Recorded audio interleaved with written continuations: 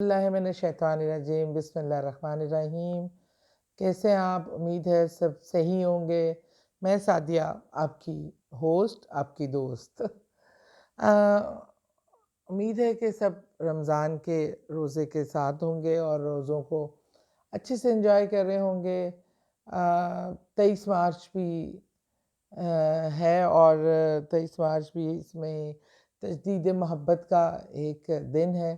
پاکستان جس دن بنانے کی قرارداد منظور ہوئی اور ہم اپنا پیارا وطن رمضان کے مہینے میں عالم وجود میں آیا، اور رمضان کا مہینہ مبارک، اور اس میں 23 مارچ بھی یہ جو ڈیٹ آئی قرارداد پاکستان کی، یہ بہت ہی خوبصورت کمبینیشن تھا، پر ملکی حالات اتنے خوبصورت نہیں ہیں، اتنے اچھے نہیں ہیں۔ اللہ میرے ملک کی حفاظت کرے، اللہ میرے ملک کو اپنے حفظ و امان میں رکھے۔ اللہ تعالیٰ میرے ملک پہ اپنی خاص اور خاص رحمتیں اور برکتیں رکھے۔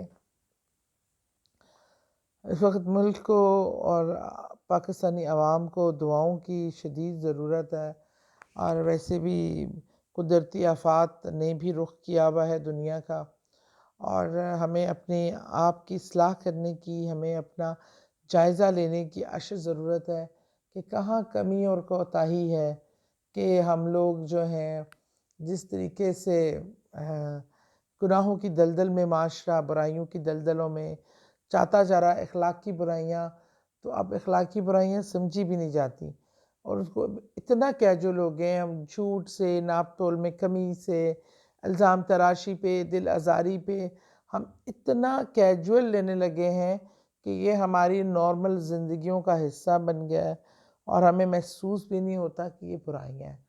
ہمیں اس چیز کی عمل پہ کرنے کی ضرورت ہے۔ اللہ ہماری دعائیں جو ہے ایسے لگتا ہے قبول ہی نہیں ہوتی، بارگاہ الہی میں پہنچ ہی نہیں پاتی، لیکن میں نے ہمیشہ سنا ہے کہ بارگاہ الہی میں 3 لوگوں کی 3 چیزیں جو ڈائریکٹ پیش ہوتی ہیں۔ سب سے اول درود پاک کے علاوہ جو انسانی عمل ہے، اس میں ایک مظلوم کی آہ، ایک باپ کی دعا، اور تیسرا کلمہ پاک۔ تو جو اللہ کی بارگاہ میں حاضر ہوتا ہے اور اس کے درمیان کوئی رکاوٹ نہیں آتی۔ یقین مانے، مظلوم تو خیر ویسے ہی دل دکھا ہوتا ہے، جب دکھی دل کے ساتھ وہ اللہ کو پکارتا ہے تو اللہ اپنے لوگوں کو بہت قریب ہو کے سنتا ہے۔ اور باپ، دیکھیں، ماں کی فضیلت اپنی جگہ قائم ہے، لیکن باپ کی فضیلت کا آپ اندازہ لگائیے کہ باپ کی دعا جو وہ اپنے اولاد کے حق میں کرتا ہے، یہ خواہ ویسے کہ اللہ نہ کرے دل آزاری کریں، تو اللہ نہ کرے کبھی کسی اولاد کو اس کے والدین بد دعا دیں، لیکن ایسے ایسے واقعات اور معاملات دیکھنے میں آتے ہیں، ماں باپ تو دکھ لے کے بھی کبھی اپنی اولاد کو بد دعا نہیں دیتے، لیکن اس کی ہر دعا اچھی ہو یا بری ہو، اولاد کی دل آزاری کی ہو، اللہ نہ کرے، یا وہ خوش ہو کے، خدمت سے خوش ہو کے جو دعا دیتا ہے اپنے بچوں کے لیے، وہ اللہ کے گھر سیدھا پہنچتی ہے۔ تو ہمیں اندازہ لگانا چاہیے کہ ہمیں اپنی دعائیں مقبول کرانے کا، اگر آپ کے والدین حیات ہیں تو کتنا آسان طریقہ ہے کہ آپ کی جو ہے ہر دعا ڈائریکٹ پہنچ سکتی ہے۔ آپ اپنے والد سے گزارش کر سکتے ہیں کہ والد، آپ میرے لیے یہ دعا کیجئے، آپ میرے لیے یہ میری مشکلات ہیں اس کے لیے دعا کیجئے، تو آپ کا والد ہی، آپ کے والدین ہی آپ کے پیر کامل ہوتے ہیں۔ اگر ہم اس چیز کو سمجھ لیں تو ہمیں ادھر ادھر بھاگنے کی ضرورت نہیں پڑتی۔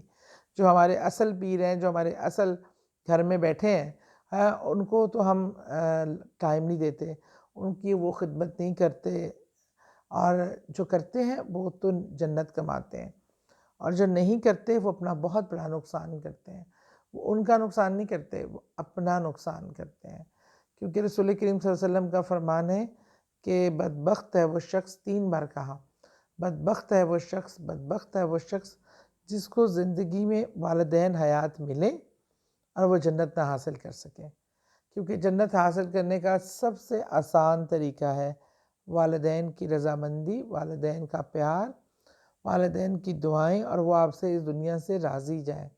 اور والدین کو راضی کرنا، 2 پیار کے بول، 2 منٹ کی خدمت، محبت سے ان کی طرف دیکھنا، محبت سے والدین کو دیکھنا بھی مقبول حج کے برابر ہوتا ہے۔ اور اتنی اہمیت اور افادیت ہے، اب پتہ نہیں جو ہے کتنے لوگوں کے والدین کتنے خوش قسمت ہیں جن کے والدین حیات ہیں، اور کتنے بد نصیب ہیں جن کے والدین جا چکے ہیں۔ ابھی میرے ابو کو اپریل میں 2 سال ہو جائیں گے کمپلیٹ۔ اب یقین مانیں، جو ابو کے انتقال کے بعد سب سے بڑی چیز جو مجھے فیل ہوئی نا، مجھے لگ رہا تھا کہ جیسے میرے آگے ایک ڈھال تھی، ایک دعاؤں کی، رحمتوں اور برکتوں کی ڈھال، جو میری طرف بڑھنے والی ہر مسئلے کو، ہر مصائب کو، ہر تکلیف کو روکتی تھی۔ مجھے ایسا لگا وہ میری ڈھال کہیں چلی گئی ہے۔ اللہ تعالیٰ میری والدہ کو زندگی دے، لمبی عمر دے، بیمار ہیں آج کل، اور جاتی ہوں میں ان کے پاس، بیٹھتی ہوں، دعائیں لیتی ہوں، تو پھر بہت سکون ملتا ہے کہ اللہ تعالیٰ ان کو سلامت رکھے ہم لوگوں کے سروں پہ۔ والدین بہت بڑی نعمت ہے، ان کی قدر کیا کریں، ان سے بہت پیار کیا کریں۔ ایک اور عمل بتاتے جا رہی ہوں، رمضان میں اور رمضان کے علاوہ بھی آپ نے اپنی زندگی کو اس عمل کا حصہ بنا لینا ہے۔ یہ وہ عمل ہے جو ڈائریکٹ اللہ کے پاس جاتا ہے، اللہ کی بارگاہ میں پہنچنے سے اس کو کوئی نہیں روک سکتا۔ اور جب یہ عمل آپ مسلسل کرتے ہیں تو اللہ سے آپ کا رابطہ ایسا بن جاتا ہے، پھر آپ کی ہر دعا قبول ہوتی ہے، پھر جو آپ چاہتے ہیں آپ کو اللہ کی بارگاہ سے ملتا ہے، جو آپ سوچتے ہیں وہ اللہ آپ کو دیتا ہے۔ اور وہ عمل ہے سب سے بڑا عمل، کلمہ پڑھنا، جو ہم پہلا کلمہ جو ہم پڑھتے ہیں، لا الہ الا اللہ محمد رسول اللہ۔ یہ آپ چلتے پھرتے کلمے کا ورد کریں۔ ایک تو اس سے یہ بھی ہوگا کہ ہمیں اپنی آخری وقت کا، کسی کو کچھ نہیں پتہ ہوتا کہ کب ہم پہ ہمارا سانسیں ہمارا ساتھ چھوڑ دیں۔ جب ہمارے لبوں پہ روانگی ہوگی تو ہمیں اپنے آخری وقت میں بھی کلمہ یاد آئے گا، اور ہمارے لب پہ روانگی رہے گی۔